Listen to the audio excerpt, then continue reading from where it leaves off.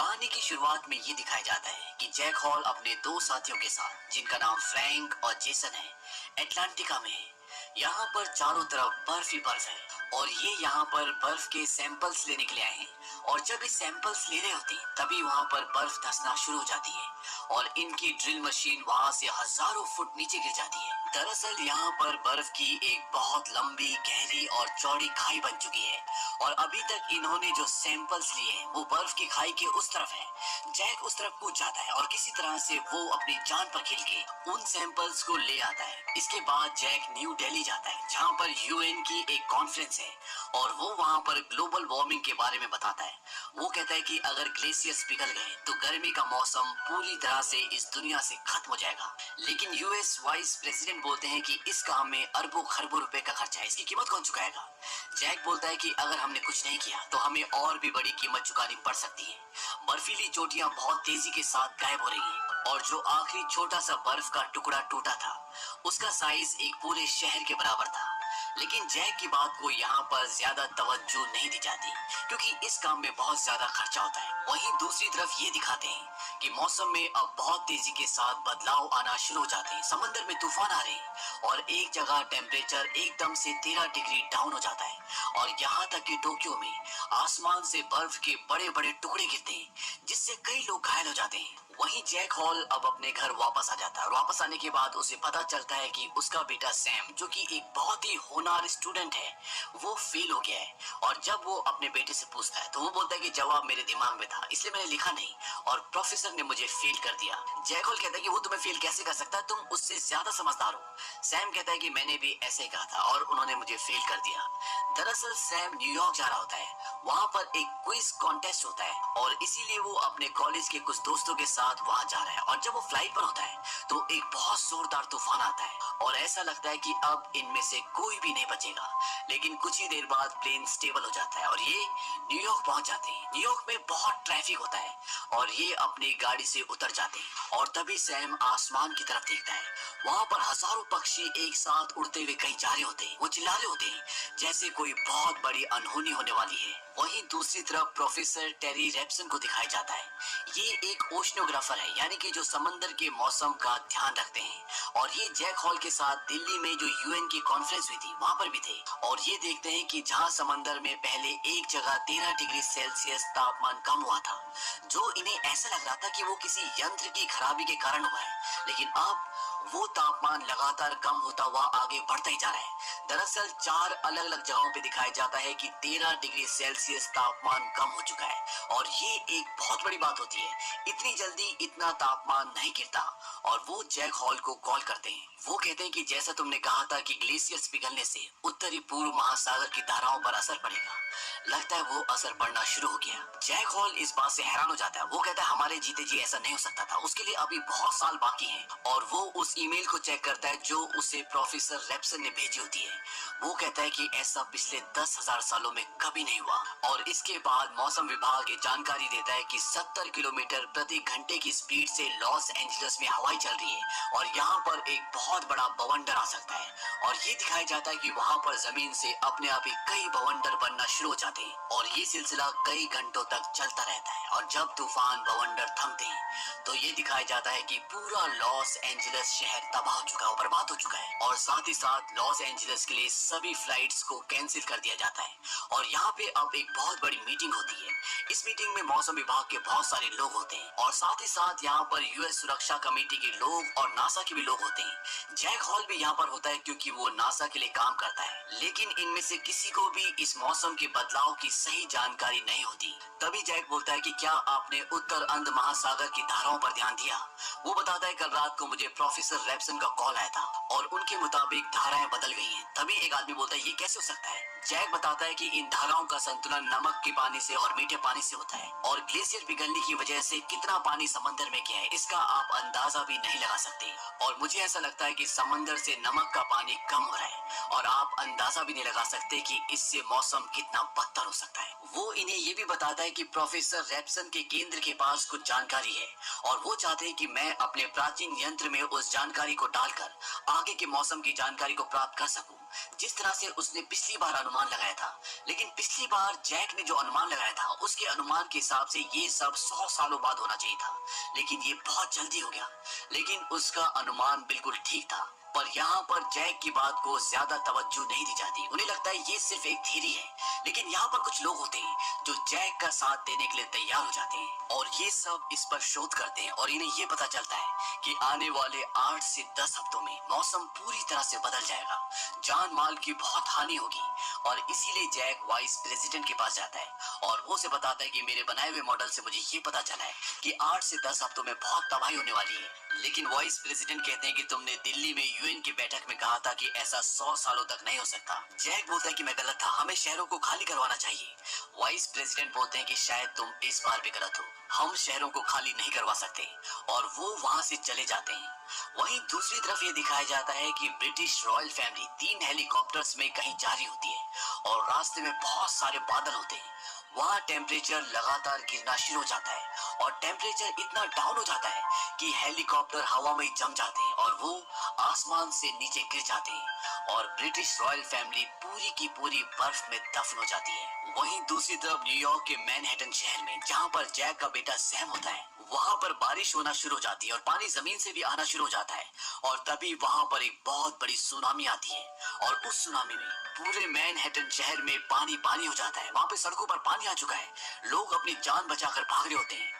वहीं दूसरी तरफ ये दिखाते हैं कि जैक अभी भी अपनी रिसर्च को जारी रखता है और उसे ये पता चलता है कि आने वाले समय में 3 जाइगेंटिक हैरिकेन आने वाले हैं, यानी कि बहुत बड़े बवंडर, और ये 3 जगह पर आएंगे, कनाडा, स्कॉटलैंड और साइबेरिया, और 24 घंटों में ये अपना पूरा रूप बदल लेंगे और 48 घंटों में ये कहां तक फैल जाएंगे इसका अंदाजा भी कोई नहीं लगा सकता। वो प्रोफेसर रैप्टन को पूरा डेटा भेजता है और वो उन्हें बताता है कि 7 से 8 दिन बाद जब ये पूरा बवंडर, पूरा तूफान खत्म होगा तो हम आइस एज में पहुंच जाएंगे। जैक प्रोफेसर को बोलता है कि तुम वहां से निकल जाओ क्योंकि तूफान उसी तरह बढ़ रहा होता है। प्रोफेसर बोलते हैं कि अब बहुत देर हो चुकी है। वहीं दूसरी तरफ ये दिखाते हैं कि जैक का बेटा सैम अभी भी न्यूयॉर्क में फंसा हुआ है और वो अपने डैड को कॉल करता है और वो उनसे पूछता है कि ये सब क्या हो रहा है। उसके डैड उसे बताते हैं कि तूफान बहुत जल्दी वहां पर आने वाला है और हालात बहुत बदतर हो जाएंगे और हवा इतनी सर्द होगी कि लोग जमकर मर जाएंगे। यहाँ पर सैम अपने डैड से ज्यादा बातें नहीं कर पाता क्योंकि पानी का लेवल धीरे धीरे बढ़ रहा होता है और वो टेलीफोन बूथ के ऊपर तक आ जाता है और फोन कट जाता है। अब जैक अपने बेटे को लेने के लिए न्यूयॉर्क जाना चाहता है, लेकिन उसका साथी बोलता है कि तुम वहां मत जाओ, अगर तुम वहां गए तो तुम कभी भी वापस नहीं आ पाओगे। जैक बोलता है कि मैं पहले भी कई बार बर्फीली जगहों पर जा चुका हूँ। उसका दोस्त बोलता है कि ये वैसी जगह नहीं होगी। उसकी पत्नी भी वहां पर होती है। जैक अपनी पत्नी से कहता है कि मुझे मत रोकना और जैक अपने बेटे को बचाने के लिए न्यूयॉर्क निकलने की तैयारी करता है। तभी वहां पर उसका सीनियर आता है और वो कहता है कि तुम्हें ये सारी बातें प्रशासन को समझानी होगी। जैक बोलता है कि मैं पहले कोशिश कर चुका हूँ। वो बोलता है कि तुमसे प्रेसिडेंट मिलना चाहते हैं और वो प्रेसिडेंट से मिलने जाता है और उन्हें समझाता है कि ये तूफान 7 से 8 दिन चलेगा और तूफान रुकने के बाद यहाँ का टेम्परेचर उतना ही होगा जितना पिछले शीत युग यानी आइस एज के वक्त था। वो जैक से पूछते हैं कि अब हम क्या कर सकते हैं। जैक उन्हें बताता है कि हम दक्षिण में जितना दूर तक जाएंगे उतना सेफ रहेंगे। प्रेसिडेंट पूछते हैं जो लोग उत्तर में फंसे हुए हैं उनका क्या। जैक बोलता है कि उनको बचाना मुश्किल है, अगर वो अपने घर पर रहकर दुआ करे तो यही उनके लिए अच्छा होगा। और ये कहकर जैक वहाँ से निकल जाता है क्योंकि उसे न्यूयॉर्क के मैनहट्टन शहर जाना है जहाँ पर उसका बेटा फंसा हुआ है। और अब यहाँ पर प्रेसिडेंट ये डिसाइड करते हैं कि जैसा जैक ने कहा है हम वैसे ही करेंगे। हम सेना को उत्तर में नहीं भेज सकते क्योंकि अगर हमने सेना को उत्तर में भेजा तो शायद वो कभी वापस आ ही ना पाए। और जंग के दिनों में भी ऐसे रूल फॉलो होते हैं, जितने लोगों की जान बचाई जा सकती है उतने लोगों की जान बचाई जाती है। और अब इन्हें लगभग आधे देश को खाली करवाना है। वहीं दूसरी तरफ ये दिखाया जाता है कि जैक अब न्यूयॉर्क के लिए निकल चुका है और न्यूयॉर्क में उसके बेटे ने जिस बिल्डिंग में आश्रय लिया होता है वहाँ पर और भी बहुत सारे लोग होते हैं और वहाँ पर सैम यानी कि जैक के बेटे के दोस्त भी होते हैं। अब यहाँ पर कुछ देर पहले जो पानी सड़कों में भरा हुआ था वो पूरी तरह से जम चुका है, वो बर्फ बन चुका है और बाहर कई सारे लोग दक्षिण की तरफ जा रहे होते हैं और यहाँ पर अंदर ये ऐलान किया जाता है कि सब के सब उनके साथ दक्षिण की तरफ जाएंगे। लेकिन सैम बोलता है कि हमें बाहर नहीं जाना चाहिए, यहाँ पे हालात और भी बदतर होंगे, ठंड और भी बढ़ जाएगी। मेरे पिता मौसम विभाग में वैज्ञानिक हैं, हमें अंदर रहकर इंतजार करना चाहिए। लेकिन सैम की बात को कोई नहीं मानता। वो कहते हैं कि हम यहाँ पर भूख से ठंड से मर जाएंगे और वो सब के सब वहां से निकलना शुरू करते हैं। लेकिन सैम और उसके कुछ दोस्त यहाँ पर रुक जाते हैं। सैम के डैड ने उसे कहा था कि वो उसे यहाँ पर लेने के लिए आएंगे। वो यहाँ पर कुछ किताबें जलाते हैं ताकि कुछ गर्मी पैदा हो सके। सैम का दोस्त सैम को बोलता है कि पृथ्वी का उत्तरी भाग पूरी तरह से इस तूफान की चपेट में है। यूरोप 15 इंच बर्फ के नीचे धंसा हुआ है। मुझे नहीं लगता कि तुम्हारे डैड यहाँ पर तुम्हें बचाने के लिए आ पाएंगे। सैम बोलता है कि वो आएंगे क्योंकि सैम के डैड ने उसे कहा था कि मैं तुम्हें लेने के लिए आऊंगा। वहीं जैक सैम को लेने के लिए आ रहा होता है। वो अपनी गाड़ी में होता है, लेकिन सड़कों पर बहुत गहरी और बहुत ऊंची बर्फ होती है, इसीलिए गाड़ी जा नहीं पाती। और वो अपने उन साथियों के साथ जिनके साथ वो ऐसी जगहों पर पहले भी कई बार जा चुका है, अब पैदल आगे चलना शुरू करता है। और रास्तों पर बर्फ इतनी ऊंची ऊंची हो चुकी है कि बड़ी बड़ी बिल्डिंग्स भी अब उन बर्फ के नीचे है। तभी इनमें जो सबसे पीछे होता है उसके पास जो सामान होता है वो उसे खींचकर आगे ले जा रहा होता है और बिल्डिंग के ऊपर का शीशा टूटकर वो सामान नीचे गिर जाता है। और उस सामान के साथ ये सब के सब रस्सी से बंधे होते हैं और एक के बाद एक ही घिसटते हुए उस सामान के साथ नीचे जाना शुरू करते हैं। लेकिन तभी जैक बर्फ पर हुक लगाता है और ये सब के सब रुक जाते हैं और इसके बाद उन्हें ये सामान छोड़ना पड़ता है। और अब ये तीनों के तीनों आगे का सफर तय करते हैं। इनके पास सेफ्टी का, खाने का, पीने का अब कोई सामान नहीं बचा और ये सब बिना सामान के अब आगे का सफर तय करते हैं।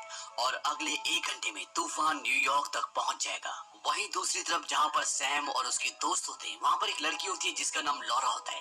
दरअसल सैम लॉरा की वजह से यहाँ पर आया होता है। वो उसे प्यार करता है और लॉरा के पैर पर चोट लगी होती है जिससे पॉइजनिंग हो जाती है और उसकी तबीयत अब बहुत ज्यादा खराब है। उसे दवाइयाँ चाहिए। यहाँ पर एक पानी का बहुत बड़ा शिप भी अंदर तक आ चुका होता है और ये कहते हैं कि उस शिप में दवा जरूर होगी। और वो अपने दोस्तों के साथ बाहर दवाई लेने के लिए जाता है। और जब ये वहाँ से उस शिप के अंदर दवा लेने के लिए जाते हैं तो बाहर दिखाते हैं कि वहाँ पर कुछ भेड़िए भी होते हैं जो जू से छूटकर यहाँ पर आ गए होते हैं। और ये भेड़िए उस वक्त इनके ऊपर हमला कर देते हैं जब ये दवा लेके वापस आ रहे होते हैं। लेकिन ये किसी तरह से उनसे बचकर शिप से दवा लेकर बाहर आ जाते हैं। और तभी ये दिखाते हैं कि मैनहट्टन शहर में अब तूफान आ चुका है और हर चीज जमना शुरू हो जाती है। लेकिन सैम और उसके दोस्त किसी तरह से लाइब्रेरी के अंदर पहुंच जाते हैं जहाँ पर उन्होंने आश्रय लिया होता है और वहाँ पर वो सारी किताबें जला देते हैं क्योंकि अगर ये किताबें नहीं जलाएंगे तो ये जमकर मर जाएंगे। वहीं दूसरी तरफ सैम के पिता जैक अपने दोस्त के साथ आ रहे होते हैं। वहाँ पर भी हर चीज जमना शुरू हो जाती है और वो भी एक जगह पर शेल्टर ले लेते हैं। और जब तूफान वहाँ से गुजर जाता है तो वो उस लाइब्रेरी की तरफ निकल पड़ते हैं जहाँ पर उनका बेटा सैम है। और वो रास्ते में ये भी देखते हैं कि वो सभी लोग पूरी तरह से बर्फ में जमकर मर चुके होते हैं जो लाइब्रेरी से निकलकर आगे का सफर तय कर रहे थे। अब सैम के डैड उस जगह पहुंच जाते हैं जहां पर सैम और उसके दोस्तों ने शेल्टर लिया है और वो देखते हैं कि वो सब के सब एक कमरे में। हालांकि यहाँ पर चारों तरफ बर्फ ही बर्फ होती है लेकिन इन्होंने वहां पर आग जलाई होती है, इसीलिए ये गर्माहट की वजह से बच जाते हैं। सैम अपने डैड को देखता है और उनके गले लग जाता है। वो कहता है कि मुझे पता था कि आप जरूर आएंगे। दरअसल सैम के डैड जैक ने उसे कभी भी टाइम नहीं दिया था क्योंकि वो हमेशा अपने काम में व्यस्त रहते थे। लेकिन अब सैम के सारे गिले, सारे शिकवे खत्म हो चुके क्योंकि उसके डैड अपनी जान पर खेलकर उसे बचाने के लिए यहाँ पर आए। और अब जबकि तूफान थम चुका है तो यहाँ पर हेलीकॉप्टर आते हैं और जैक, उसके बेटे सैम और उसके दोस्तों को सबको बचा लिया जाता है। वहीं दूसरी तरफ ये दिखाया जाता है कि वाइस प्रेसिडेंट अब प्रेसिडेंट बन चुके हैं क्योंकि प्रेसिडेंट की इस तूफान में, इस आपदा में मृत्यु हो चुकी होती है। और वाइस प्रेसिडेंट जो कि अब प्रेसिडेंट बन चुके हैं वो मैक्सिको में होते हैं और वहाँ से अपना भाषण देते हैं। उन्हें अपनी गलती का एहसास भी होता है क्योंकि उन्होंने जैक की बातें नहीं सुनी थी। वो कहते हैं कि हम प्रकृति के साथ छेड़छाड़ करेंगे और प्रकृति हमें उसकी सजा नहीं देगी, ऐसा हो ही नहीं सकता। प्रकृति ने हमें दिखा दिया है कि हम उसके सामने कुछ भी नहीं है। और अब इंसानियत पूरी तरह से बदल चुकी है। जिन देशों को हम कमजोर मानते थे उन्होंने इस मुश्किल की घड़ी में हमारा साथ दिया, हमें आसरा दिया और मैं ये बात कभी नहीं भूलूंगा। और इसी के साथ ये फिल्म, ये कहानी यहीं पर खत्म हो जाती है।